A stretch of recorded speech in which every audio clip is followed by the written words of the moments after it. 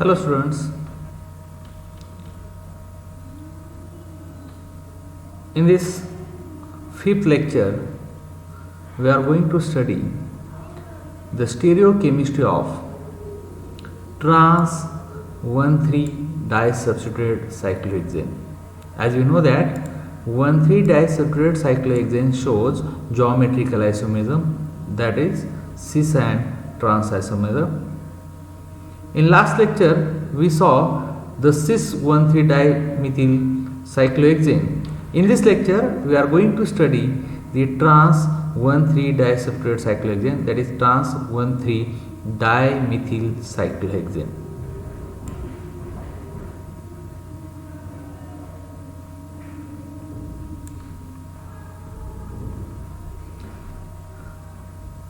In trans 1,3-dimethyl cyclohexane,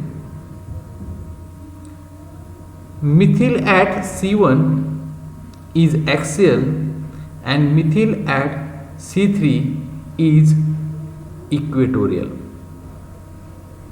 See, this methyl is moving up, this methyl is projected down, that's why I call as trans isomer. So, in case of trans 1,3-dimethyl cyclohexane, one methyl is axial and another one is equatorial. What happened after ring clipping? After ring clipping, methyl which is axial at C1 become equatorial. Methyl which is equatorial at C3 become axial. So, in case of trans isomer, methyl is axial, one methyl is axial and another methyl is equatorial.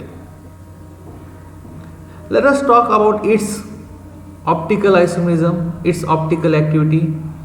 In case of trans 1,3-dimethyl cyclohexane, there is no plane of symmetry. If there is no plane of symmetry, what we expected? We expected this molecule must be optically active. As we know that this structure 5 and structure 7 is non-superimposable mirror image. As you know that non-superimposable mirror image means what? Enantiomer. Structure 5 on ring flipping gives structure 6. And this structure 6 and structure 8 is also the non-superimposable mirror image. That is enantiomer. In all these four structures, one methyl group is axial and another methyl group is equatorial. That's why the stability of all these compounds are same. If the stability is same, hence it exists in racemic mixture which is optically inactive. Let us talk about its relative stability. As we know that methyl group which is axial, one methyl axial methyl group shows 2 1,3-diaxial interaction. One axial methyl group shows 2 1,3-diaxial interaction and the energy for one 1,3-diaxial interaction is 0.9. That's why methyl which is axial at C1 shows 2 1,3-diaxial interaction with C3 and C5 hydrogen, and that's why the energy is 0.9 into 2, that is 1.8 kilocalorie per mole, whereas methyl which is equatorial do not shows any interaction. Hence, the total energy of trans 1,3-dimethyl cyclohexane is 1.8 kilocalorie per mole.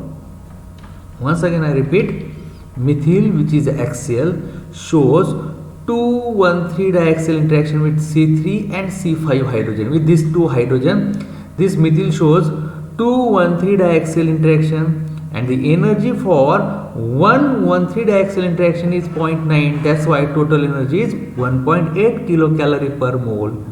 Whereas methyl which is equatorial do not shows any interaction. That's why the energy of this total molecule is 1.8 kilocalorie per mole. In all this structure, one methyl is axial and another one is equatorial. One is axial, another one is equatorial. Axial, equatorial. So the total energy of all these molecules is equal. Hence they exist in racemic mixture, and we know that racemic mixtures are optically inactive.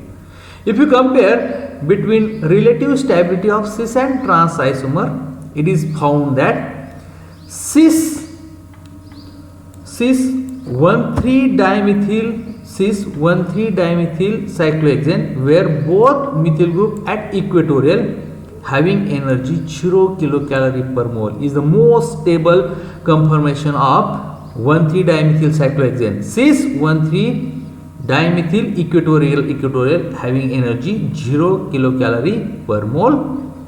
In case of trans isomer, trans 1,3-dimethyl, when methyl is axial and another one is equatorial. So axial equatorial shows total energy 1.8 kilocalorie per mole, whereas cis axial having highest energy near about 5.4 kilocalorie per mole. So most stable is cis equatorial is more stable, having energy 0 kilocalorie per mole.